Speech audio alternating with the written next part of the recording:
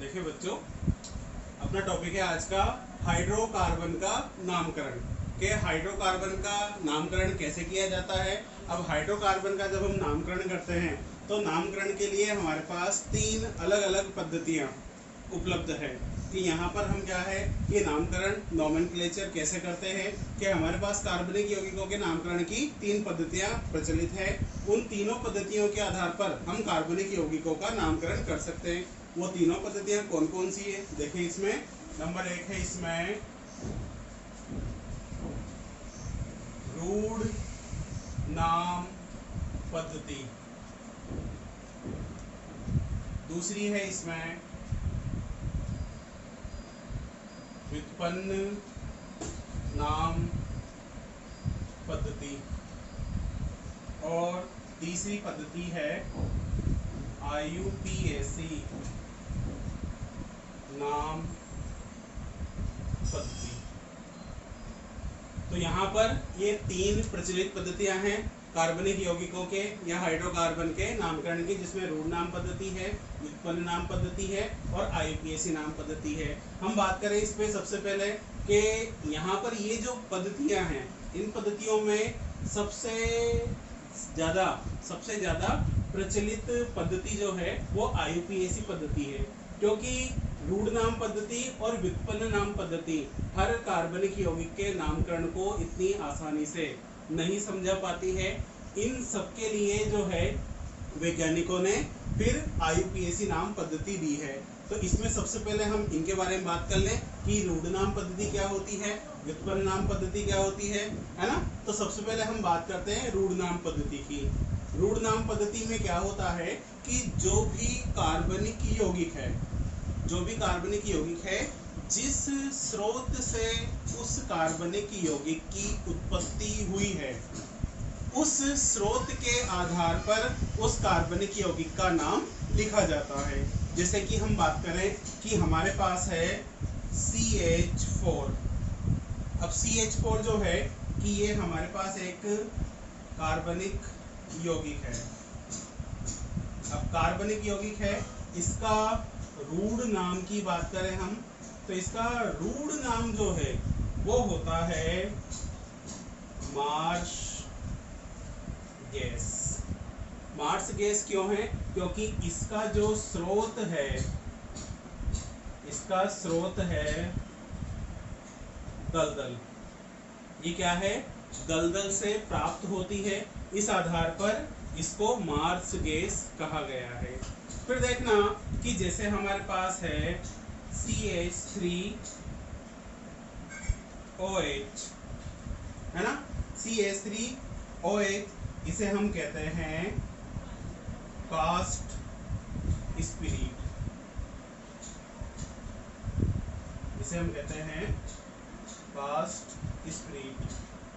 अब cast spirit क्यों कहेंगे इसे? क्योंकि यह लकड़ी के भंजक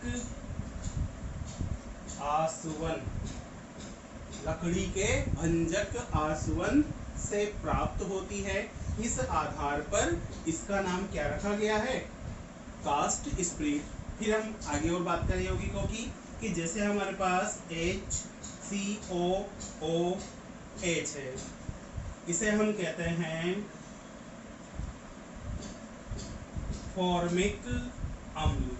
फॉर्मिक अम्ल क्यों कहा गया है? क्योंकि इसका जो स्रोत है वो है फॉर्मिका।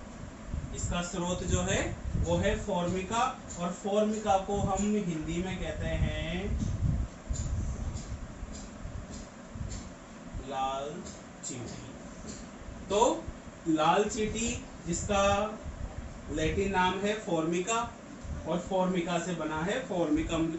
तो इसी प्रकार से ऐसे कई सारे यौगिक हैं जिनके लिए रूढ़ नाम दिए जाते हैं, क्योंकि ये यौगिक जो है इनके स्रोत के आधार पर प्राप्त होते हैं। अर्थात जिस स्रोत से इन यौगिकों को प्राप्त किया गया है उसी स्रोत के आधार पर इनके नाम लिखे जाते हैं। जैसा कि अपन ने बताया कि CH4 को हम मार्स गैस कहते हैं क्योंकि ये दलदल से प्राप्त होती है।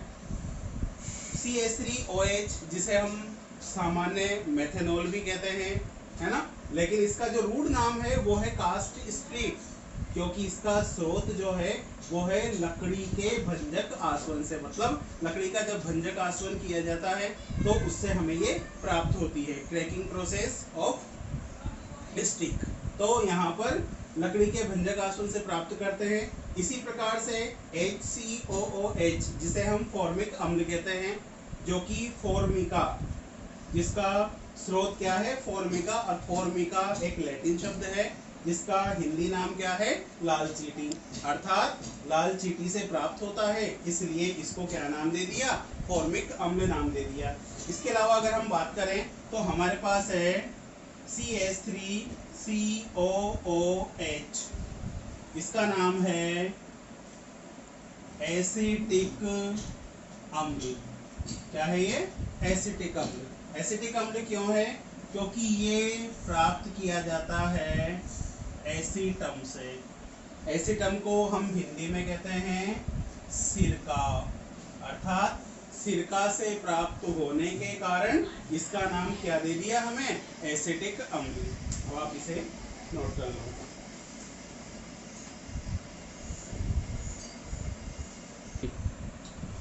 आगे और एग्जाम्पल की हम बात करें तो और एग्जाम्पल में हमारे पास है CH3CH2COOH।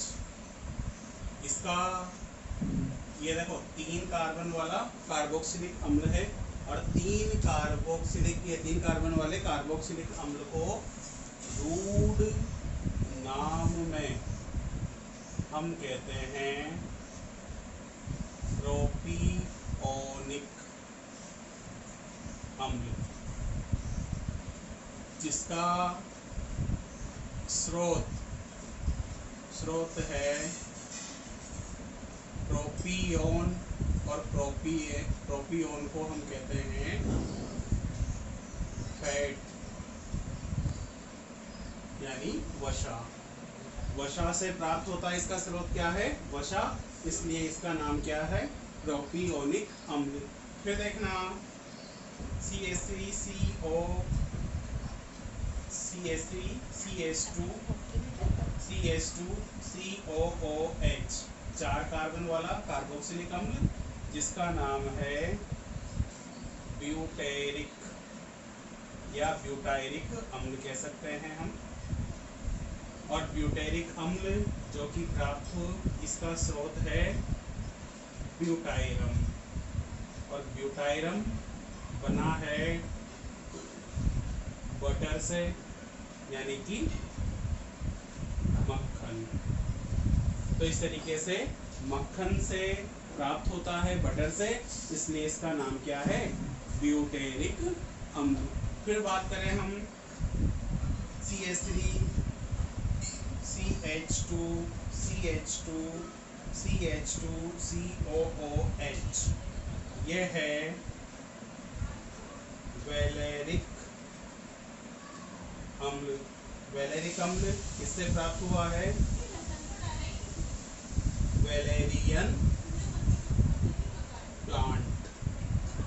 तो वैलेरियन प्लांट से, वैलेरियन पादप से प्राप्त होता है, इस आधार पर इसका नाम वैलेरिक अम्ल है।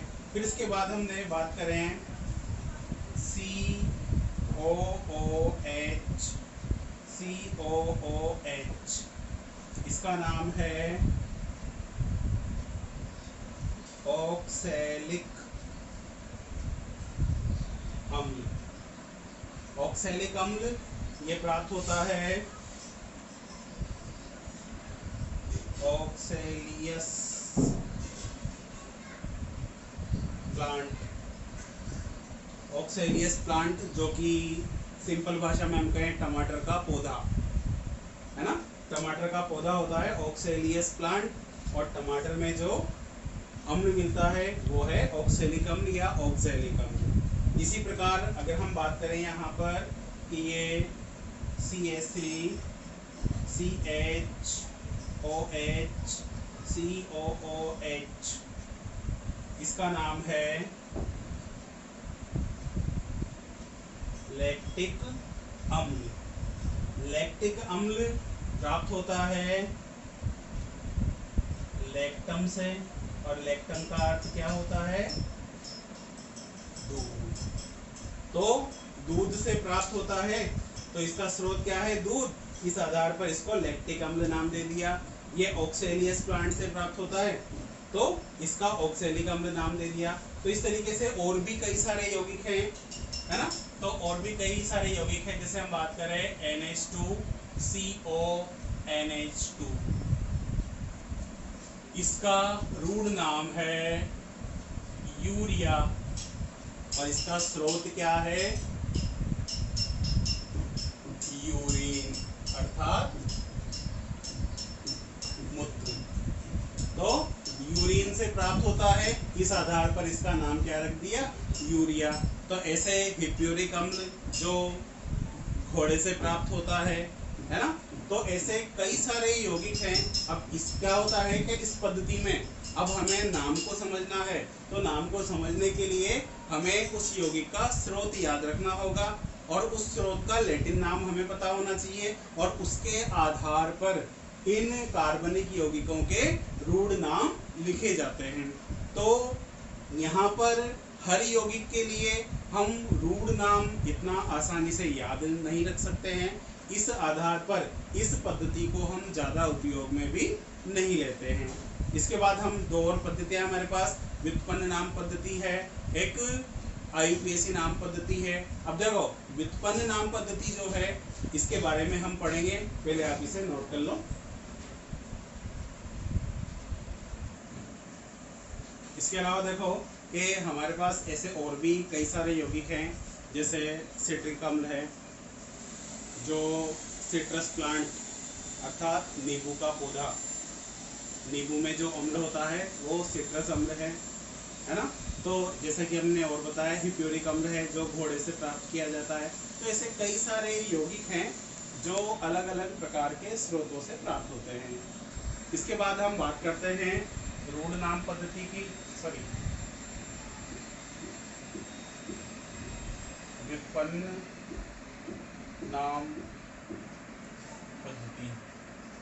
देखो व्युत्पन्न नाम पद्धति में क्या होता है कि इसको मैं समझाऊंगा तो आगे, लेकिन इसके बारे में थोड़ी सी जानकारी जो है मैं आपको दे दूं कि इसमें क्या होता है कि कोई भी जो यौगिक है उसका व्युत्पन्न नाम लिखा जाता है, और उस व्युत्पन्न नाम के उस व्युत्पन्न नाम के आधार पर अन्य यौगिकों के नाम लिखे जाते हैं।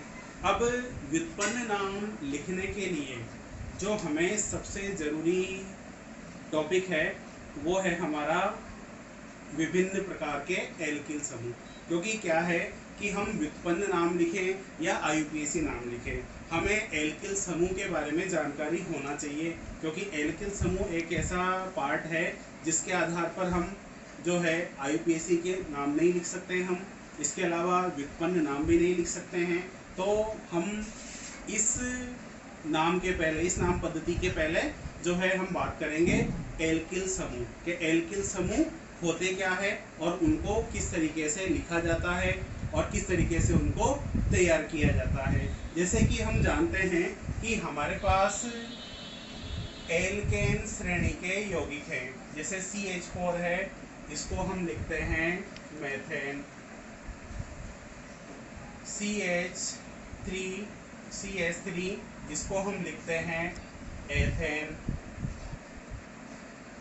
CH3 CH2 CH3 इसको हम लिखते हैं प्रोपेन।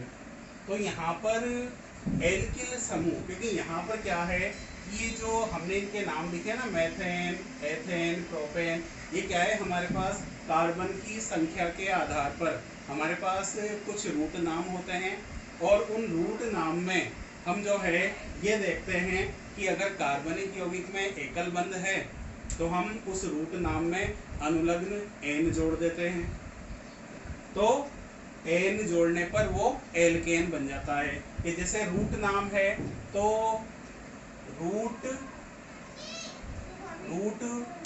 शब्द कहते हैं हम इसे, रूट शब्द जिसको हम कहते हैं एल्क। और कार्बनिक यौगिक में अगर वो एकल बंध है, तो एकल बंध के लिए हम अनुलग्न लगाते हैं एन, और अगर हमने एल्क में एन जोड़ दिया तो हमें क्या प्राप्त हो जाएगा, एल्केन। जैसे कि हमारे पास कुछ रूट वर्ड है, रूट वर्ड, और इधर जो है ये नंबर ऑफ बॉन्ड, यहाँ पर हम बंधों की संख्या दे दें।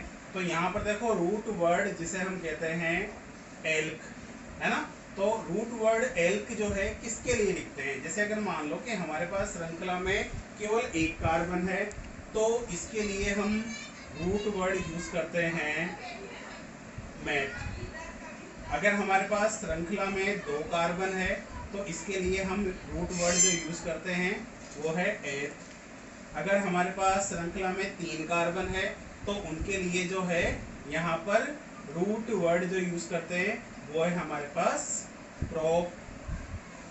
अगर चार कार्बन है तो इसके लिए रूट वर्ड जो यूज करते हैं वो होता है ब्यूट। अगर हमारे पास पांच कार्बन है तो इसके लिए हम यूज करेंगे रूट वर्ड पेंट। और फिर देखना कि हम रूट वर्ड और नंबर ऑफ बॉन्ड के आधार पर हम इसका जो है सफिक्स यूज करते हैं। नंबर ऑफ बॉन्ड, अगर हमारे पास नंबर ऑफ बॉन्ड और ये सफिक्स, तो यहाँ पर जो है सफिक्स का मतलब है अनुलग्न। ये नंबर ऑफ बॉन्ड के आधार पर हम क्या लिखते हैं, उसका अनुलग्न लिखते हैं। जैसे कि अगर मान लो कि कार्बन कार्बन के बीच में सिंगल बॉन्ड है तो हम यहाँ पे सफिक्स यूज करते हैं एन। अगर सी डबल बॉन्ड सी है तो हम यूज करते हैं सफिक्स अनुलग्न कहते हैं जिसे हम इन। और अगर यहाँ पर सी ट्रिपल बॉन्ड सी है तो हम इसके लिए यूज करते हैं आइन। तो यहाँ पर क्या है हमारे पास के कार्बनिक यौगिकों में अगर कार्बन कार्बन के मध्य एकल बंध है तो हम अनुलग्न जो उपयोग में लेते हैं वो एन लिखते हैं। अगर द्विबंध है तो हम अनुलग्न इन का उपयोग करते हैं, और अगर त्रिबंध है तो हम अनुलग्न आइन का उपयोग करते हैं। तो इसी आधार पर हमारा जो है एल्केन बना है। जैसे भी हमने कहा कि यहाँ पर C1 एक कार्बन है तो एक कार्बन का जो रूट नेम है वो क्या होता है, मैथ। तो मैथ में हमने एन जोड़ा तो क्या बन जाएगा, मैथेन। अगर हमारे पास दो कार्बन का यौगिक है जिसका रूट वर्ड नेम क्या है, एथ, और एथ में अगर हम एन जोड़ेंगे तो क्या बन जाएगा, एथेन। इस तरीके से तीन कार्बन से प्रोपेन, चार कार्बन से ब्यूटेन, पांच कार्बन से पेंटेन बनता है। तो यहाँ पर क्या है कि हमारे पास जो एल्किल समूह हम उपयोग में लेते हैं तो वो एल्किल समूह जो है हमें एल्केन से प्राप्त होते हैं, और एल्केन से प्राप्त होने के आधार पर जो है हम एल्किल समूह को जो है आसानी से एल्केन से प्राप्त कर सकते हैं। और हम ये भी बता सकते हैं कि किस प्रकार के एल्किल समूह को कैसे लिखा जाता है और उसका नाम हम कैसे लिखते हैं और उसको कैसे हम आसानी से याद रख सकते हैं। इसे नोट कर ले हम, इसके बाद फिर हम आगे बढ़े।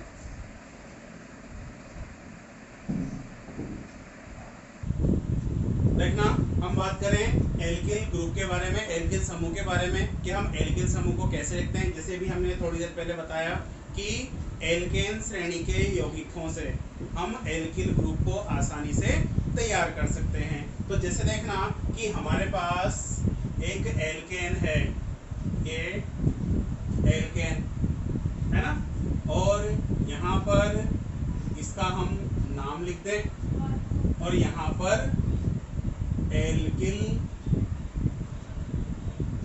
समूह व नाम। क्योंकि देखो एल्किल समूह को बनाया कैसे जाता है कि जैसे एल्केन है हमारे पास CH4, अगर मैं इसकी बात करूं तो इसका नेम क्या होगा यहाँ पर, मैथेन। इसका नेम क्या होगा यहाँ पर, मैथेन। इसको हम अंग्रेजी में क्या लिखेंगे, ये मैथेन। अगर एल्केन में से एक हाइड्रोजन को हटा दिया जाए तो उस स्थान पर एक बंध मुक्त हो जाता है, और इस मुक्त बंध युक्त समूह जो समूह बनता है जिसमें एक हाइड्रोजन हटने के बाद एक मुक्त बंध रहता है, ऐसा समूह एल्किल समूह कहलाता है। कि जैसे हमारे पास है मेथेन, है ना, तो मेथेन में से अगर मैं एक हाइड्रोजन को हटा दूं तो यहाँ पर जो एल्किल समूह बनेगा, एल्किल समूह जो बनेगा वो बनेगा CH3 और इसके पास ये एक बंध हो जाएगा मुक्त। और फिर इस एल्किल समूह का नाम क्या हो जाएगा, देखो एल्किल समूह नाम। कि जैसे यहाँ पर मेथेन से एक हाइड्रोजन को हटाया तो एक हाइड्रोजन को हटाने पर एक ये मुक्त बंध वाला समूह बन गया। अब हमें करना कुछ भी नहीं है, इसके नाम में जो ANE लिखा हुआ है, इस ANE को हटाकर हमें क्या जोड़ना है, YL। कि जैसे यहाँ पर मेथेन में से एक हाइड्रोजन जब मुक्त हो जाता है तो यहाँ पर ये METH मैथ, तो पहले ANE था, क्यों था, क्योंकि ये पूरा एल्केन था। अब इसमें से हमने हाइड्रोजन को हटा दिया तो ये क्या बन गया, एल्किल समूह। और इस एल्किल समूह में हम क्या करेंगे, YL, ANE को हटाकर उसके स्थान पर हम क्या जोड़ देते हैं इसमें, YL, तो ये बन जाएगा एल्किल समूह। तो मेथेन से प्राप्त हुआ है तो ये कौन सा समूह होगा, मेथिल समूह। इसी प्रकार से हम देखें तो एल्किल समूह को हम कैसे बना सकते हैं कि जो एल्केन है उन एल्केन के नाम, उन एल्केन में से एक हाइड्रोजन को हटाकर एक मुक्त बंध रखते हैं और उस मुक्त बंध वाले समूह को ही हम एल्किल समूह कहते हैं। तो जैसे हमारे पास दूसरा जो यौगिक है वो CH3, इसका नेम है यहाँ पर एथेन। अब अगर मैं इसमें से एक हाइड्रोजन हटा दूं तो एक हाइड्रोजन हटाने पर ये मुक्त समूह वाला एक मुक्त बंध वाला समूह प्राप्त हो जाता है। तो जैसा कि हमें पता है कि इसका नाम क्या था, एथेन। अब यहाँ पर ये तो बन गया एल्किल समूह, तो हमें इसका नाम कैसे लिखना है कि ये ANE को हटाना है और इसके नाम में हमें क्या जोड़ना है, YL। तो ये बन जाएगा यहाँ पर एथिल। तो यहाँ पर ये एथिल समूह बन गया। इसी प्रकार से CH3, CH2, CH3, इसको हम लिखते हैं यहाँ पर प्रोपेन। और प्रोपेन में से अगर मैं यहाँ पर CH2, ये CH3, CH2, ये मैंने एक हाइड्रोजन को हटा दिया। एक हाइड्रोजन को हटाने पर ये क्या बन गया, यहाँ पर एल्किल समूह बन गया। और इस एल्किल समूह को क्या नाम हो जाएगा, ये बन जाएगा यहाँ पर प्रोपिल।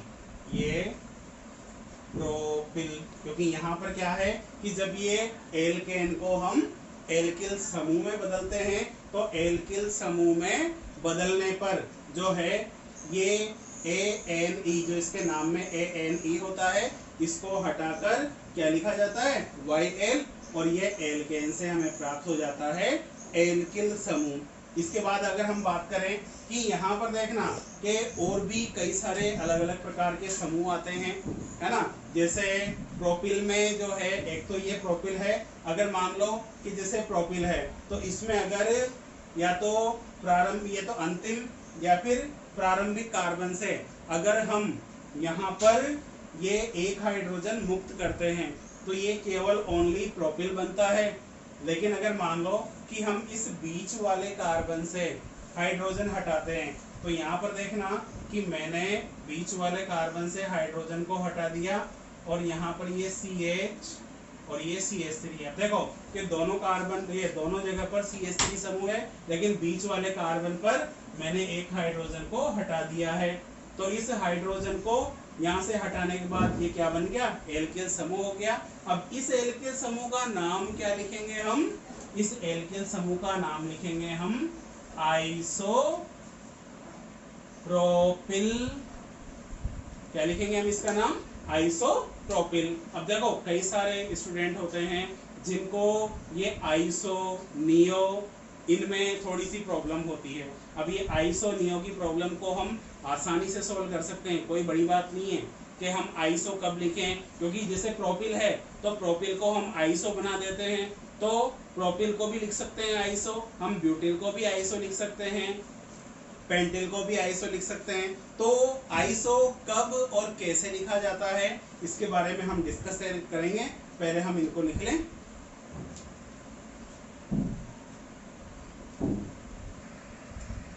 देखो बच्चों कि जैसे ये प्रतिस्थापी होते हैं तो प्रतिस्थापी को हम क्या लिखते हैं, एल्किल समूह कहते हैं।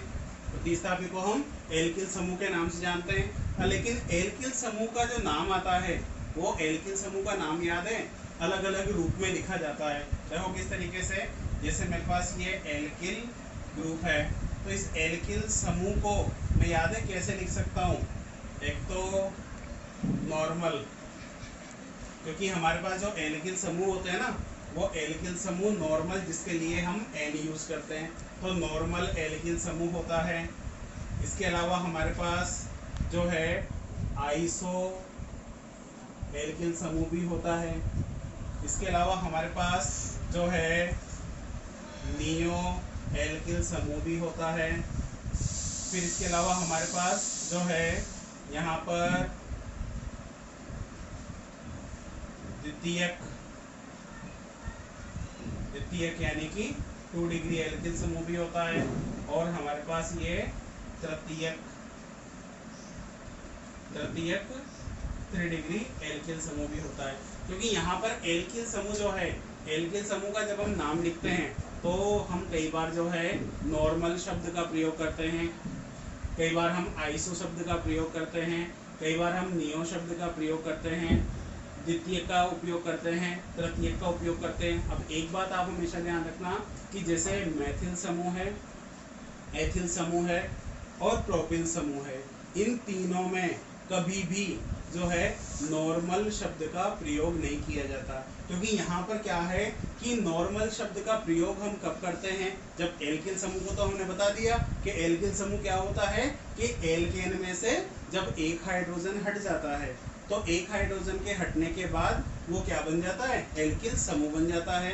और उस एल्किल समूह में क्या करते हैं हम ANE को हटाकर उसके पीछे अनुलग्न YL लिख देते हैं और उसका नाम लिख देते हैं। लेकिन इसके बावजूद भी हमने कई यौगिकों में क्या देखा है कि किसी में नॉर्मल लिखा हुआ है, किसी में आइसो लिखा हुआ है, किसी में नियो शब्द लिखा हुआ है, किसी में द्वितीयक जो है समूह लिए द्वितीयक एल्किल समूह लिखा होता है।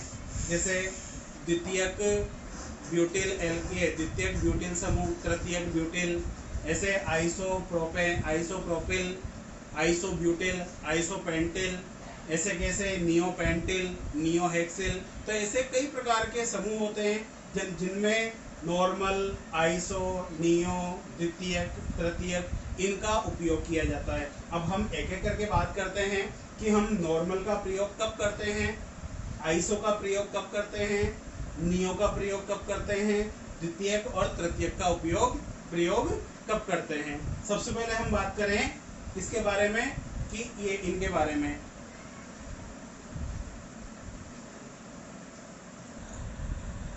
देखो जैसे हम सबसे पहले बात करते हैं कि नॉर्मल शब्द, नॉर्मल यानी एन के एल्किल समूह में नॉर्मल शब्द का प्रयोग हम कब करते हैं। और जैसा कि मैंने आपको पहले ही बताया है कि हम एक तो मैथिल समूह के लिए नॉर्मल शब्द का प्रयोग नहीं करते हैं, एथिल समूह के लिए भी नहीं करते हैं और प्रोपिल समूह के लिए भी नहीं किया जाता है ना। अगर आप समूह में लिख देते हो बाकी उससे कोई दिक्कत नहीं है, लेकिन कभी भी हम आइसोप्रोपेन तो कभी भी नहीं लिख सकते, क्योंकि आइसोप्रोपेन नहीं होता, ये आइसोप्रोपेन होता नहीं है क्या, इसलिए हम प्रोपिल में जो है हम उपयोग कर भी सकते हैं और नहीं भी कर सकते। लेकिन जो है प्रतिस्थापी में हम नॉर्मल शब्द का प्रयोग कब करते हैं, लेकिन मैथिल और एथिल में कभी भी नॉर्मल शब्द का प्रयोग नहीं होता है। अब देखना कि हम नॉर्मल शब्द का प्रयोग करते हैं कि जैसे हमारे पास एक तो है CH3 CH2 CH3,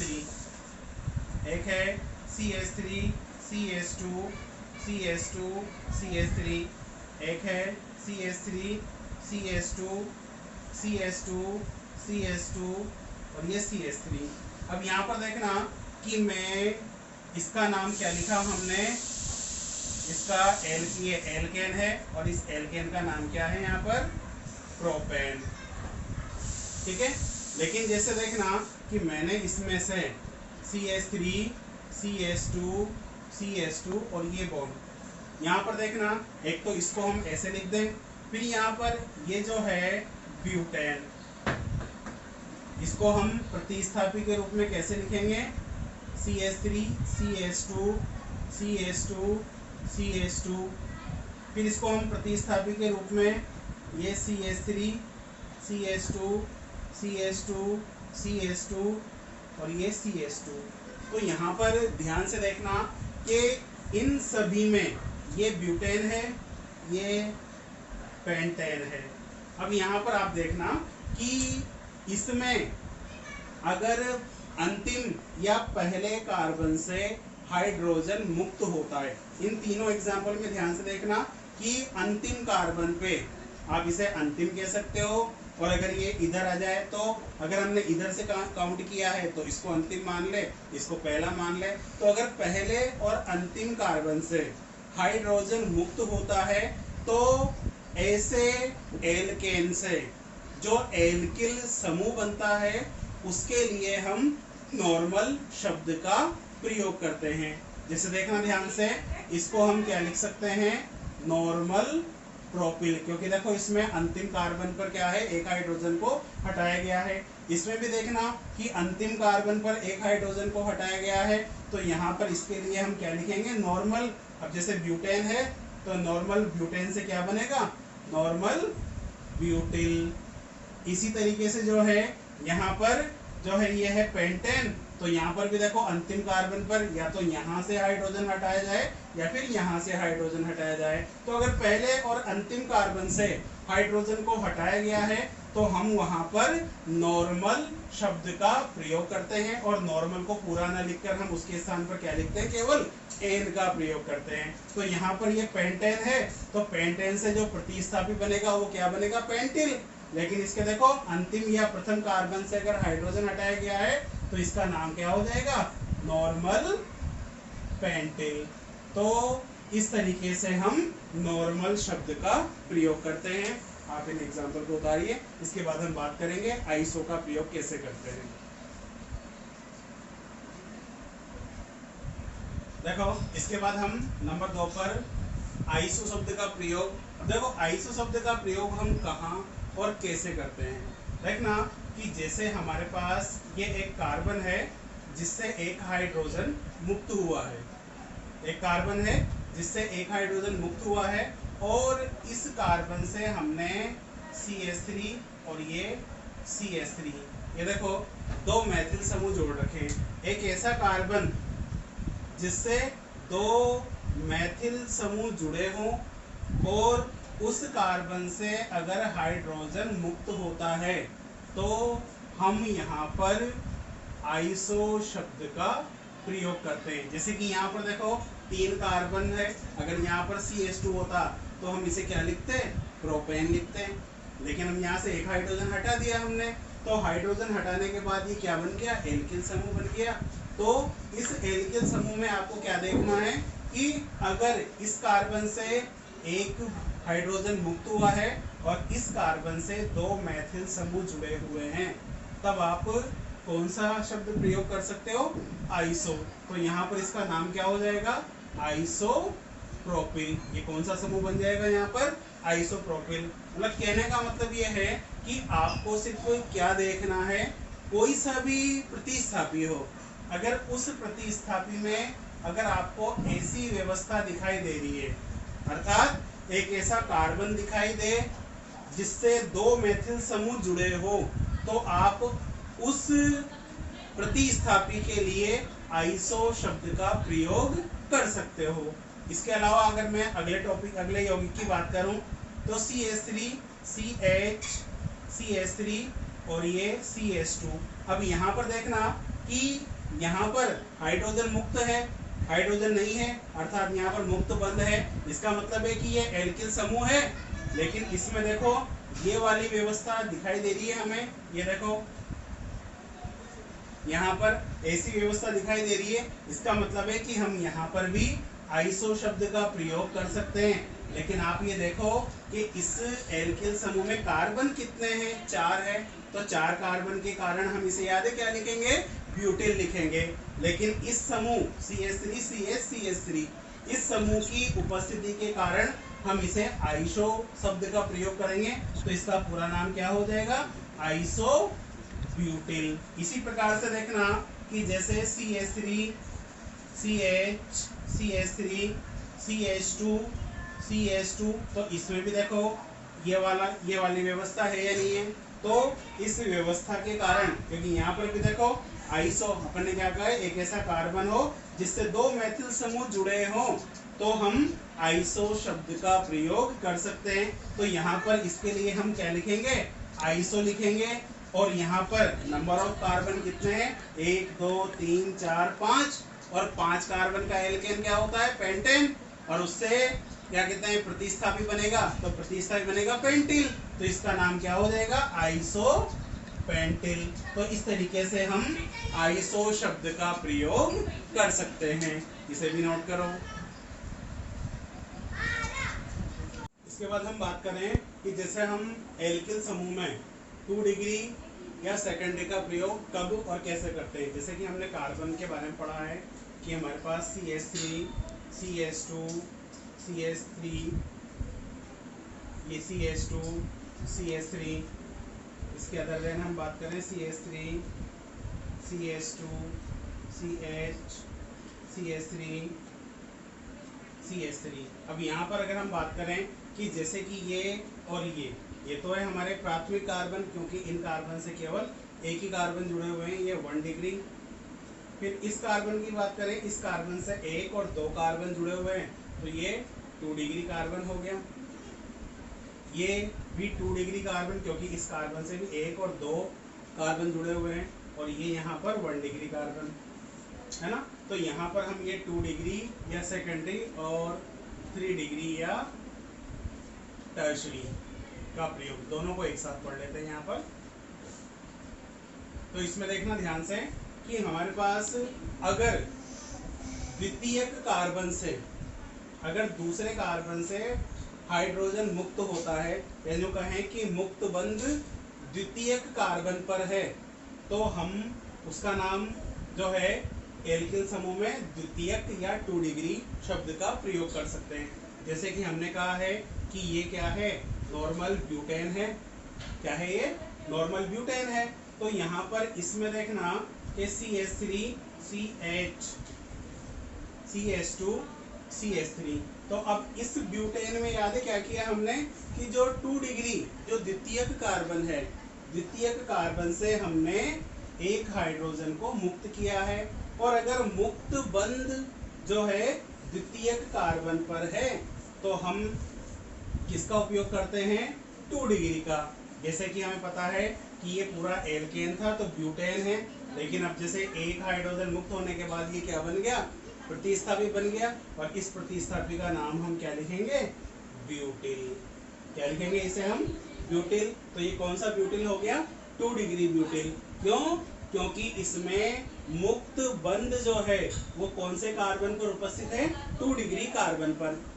इसी के साथ यहाँ पर हम बात करें कि जैसे हमारे पास ये 1 डिग्री, ये 2 डिग्री, और यहाँ पर ये 3 डिग्री कार्बन, और ये यहाँ पर 1 डिग्री कार्बन, और ये 1 डिग्री कार्बन। अब इसको ध्यान से देखें, तो इसमें देखना कि इसका जो नाम है, अगर हम इसका सामान्य एल्केन में नाम देखें, तो यहाँ पर देखो CH3 CH CH3, तो यहाँ पर देखो आइसो समूह है या नहीं है, इसका नाम है आइसो पेंटेन। क्या है इसका नाम, आइसो पेंटेन। अब यहाँ पर अगर मैं हाइड्रोजन को यहाँ से मुक्त करता हूँ, या मुक्त हाइड्रोजन, ये हाइड्रोजन को यहाँ से हटाता हूँ, तो ये आइसोपेंटिल बनेगा। लेकिन अगर मैं इसके जो 3 डिग्री कार्बन है, अगर मैं इस 3 डिग्री कार्बन से, अगर इस 3 डिग्री कार्बन से हाइड्रोजन को हटाऊं, तो यहाँ पर देखना CH3 CH2 CH3 CH3, और ये मुक्त बंध। अब एक चीज ध्यान देना कि मुक्त बंध कहाँ पर है, 3 डिग्री कार्बन पर या तृतीयक कार्बन पर उपस्थित है, इसलिए इस एल्किल समूह में हम किसका प्रयोग करेंगे? 3 डिग्री या टर्शरी का प्रयोग करेंगे। तो इसमें नंबर ऑफ कार्बन कितने हैं? 5 है। तो 5 से जो प्रतिस्थापी बनेगा वो क्या बनेगा? पेंटिल। कौन सा प्रतिस्थापी बनेगा इससे? पेंटिल। लेकिन इसके देखो तीसरे कार्बन पर एक मुक्त बंध है ना, इसलिए हम इसे क्या लिखेंगे? 3 डिग्री पेंटिल। तो इस तरीके से हम 2 डिग्री और 3 डिग्री शब्द का प्रयोग भी कर सकते हैं। अगर मान लो कि जैसे यहाँ पर ये 4 कार्बन का होता, तो 4 कार्बन में हम इसे CH3, CH, ये C, CH3 और ये CH3 और ये यहाँ पर अब देखो इसमें नंबर ऑफ कार्बन कितने? 4 है। तो 4 से ये क्या बन गया? ब्यूटेल बना है। लेकिन इसमें देखो कि मुक्त बंध कौन से कार्बन पर है?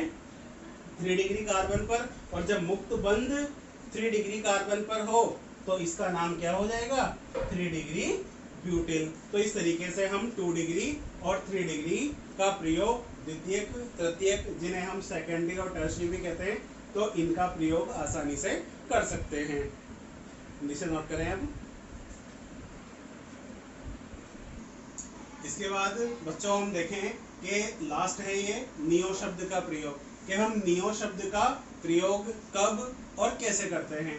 तो यहाँ पर देखना कि हमारे पास ये 1, 2, 3, 4, ये 5 कार्बन है। तो इसमें देखना कि हमारे पास ये जो कार्बन है ये 4 डिग्री कार्बन है। क्यों? क्योंकि इसमें एक कार्बन से 4 कार्बन जुड़े हुए होते हैं। और अगर इस 4 डिग्री कार्बन से जो 4 कार्बन जुड़े होते हैं, तो इस आधार पर हम इसमें देखना कि अगर इसकी संयोजकता पूरी करते हैं तो ये CH3, यहाँ पर ये CH3, यहाँ पर ये CH3 बन जाएगा और यहाँ पर ये CH3, यहाँ पर ये बन जाएगा। तो इसका जो नेम है, अगर मान लो कि एक 4 डिग्री कार्बन से 4 डिग्री कार्बन अर्थात एक कार्बन से 4 कार्बन जुड़े हो, तब हम नियो शब्द का प्रयोग करेंगे। तो यहाँ पर देखना कि ये अभी इसमें हमने मुक्त बंध नहीं है, हमने अभी हाइड्रोजन को नहीं हटाया है। तो आप 5 कार्बन वाला एल्केन जो है क्या लिखोगे? पेंटेन। लेकिन यहाँ पर एक कार्बन से 4 कार्बन जुड़े हुए हैं, इस आधार पर इसे हम क्या लिखेंगे? Neo pentane. और नियो पेंटेन से जो प्रतिस्थापी बनेगा कैसे? CH3C, CH3, CH3 और ये CH2। तो यहाँ पर देखो कि नियो पेंटेन में से हमने एक मुक्त बंध रख दिया, अर्थात एक हाइड्रोजन को हटा दिया। तो अब ये प्रतिस्थापी क्या बन जाएगा? यहाँ पर नियो पेंटिल। कौन सा प्रतिस्थापी बन गया? ये नियो पेंटिल। तो इस तरीके से हम नियो शब्द का प्रयोग करते हैं। तो इस तरीके से हमने के प्रतिस्थापी के रूप में नॉर्मल, आइसो, 2 डिग्री, 3 डिग्री और नियो, इन शब्दों का प्रयोग कैसे किया जाता है इस बात को जाना है। अब इसके बाद हम क्या करते हैं कि जितने भी एल्किल समूह है सबको हम एक साथ लिख देते हैं, आप उसे नोट कर लीजिएगा। 5 सेकंड।